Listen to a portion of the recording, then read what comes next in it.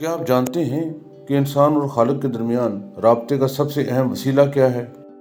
या जानना चाहते हैं कि इंसानी जिस्म में छुपे राज और मख्फी कुव्वतें कैसे आपकी ज़िंदगी को बदल सकती हैं? या फिर ये कि सांस, नूर हयात और इस्म आज़म, इनमें खालिक व मखलूक के तल्लुक़ का कौन सा लाजवाब राज छुपा हुआ है? आपका दिलो दिमाग कैसे नूर हयात से रोशन हो सकता है अगर आप इस्म आज़म और सांस की ताकत के ज़रिए से अपनी रूहानी दुनिया को रोशन करना चाहते हैं, या ये जानना चाहते हैं कि खालिक के साथ बग़ैर किसी वसीले के राब्ता कैसे मुमकिन है?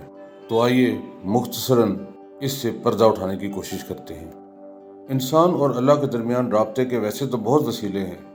अल्लाह जब चाहे, जहाँ चाहे और जिसे चाहे वसीला बना ले, या चाहे तो बेवसीला इंसान के साथ रब्त कायम कर रखे।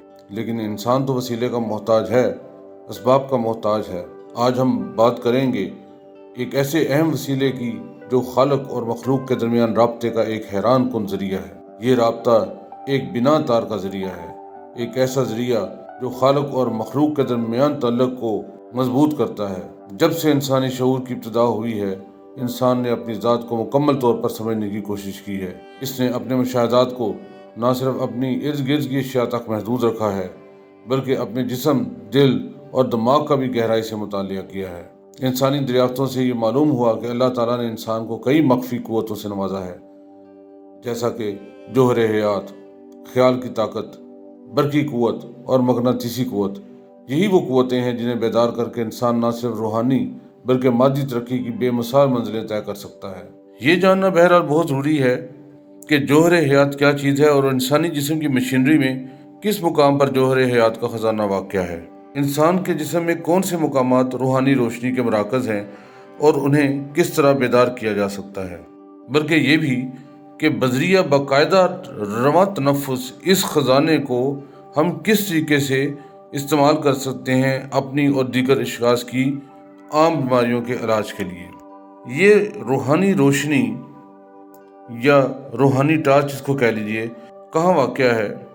इंसान की रीढ़ की हड्डी में नख़ा है और नख़ा के अंदर एक नहायत ही बारीक नाली है। जैसे थर्मामीटर में एक नहायत बारीक नाली होती है जिसमें हरारत से पारा ऊपर को चढ़ता है, इसी बारीक नाली को रगे लतीफ़ कहते हैं। इस रगे लतीफ़ के इंतहाई निचले सिरे पर जोहर हयात का ख़जाना है और रगे लतीफ़ के इंतहाई ऊपर के सिरे पर इस रूहानी मिशल या रूहानी टार्च का बल्ब है जो दिमाग के पिछले हिस्से जिसे मगज़, जिसे हराम मगज़ भी कहते हैं, उसमें तैर रहा है।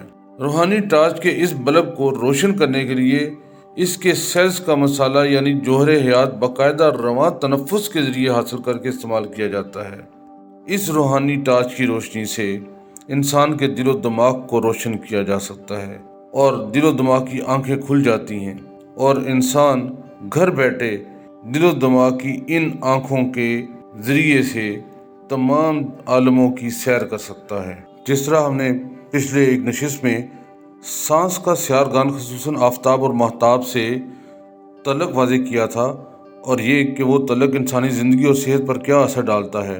इंसानी सांस के ऐसे लम्हात हैं जो इंसान को रोज़ाना ज़िंदगी में कामयाब बना सकते हैं, और कुछ लम्हात ऐसे हैं जो नाकाम बना सकते हैं, और कुछ लम्हात ऐसे हैं जिसमें बारगाह इलाही में इंसान की दुआ जल्दी कबूलियत हासिल करती है।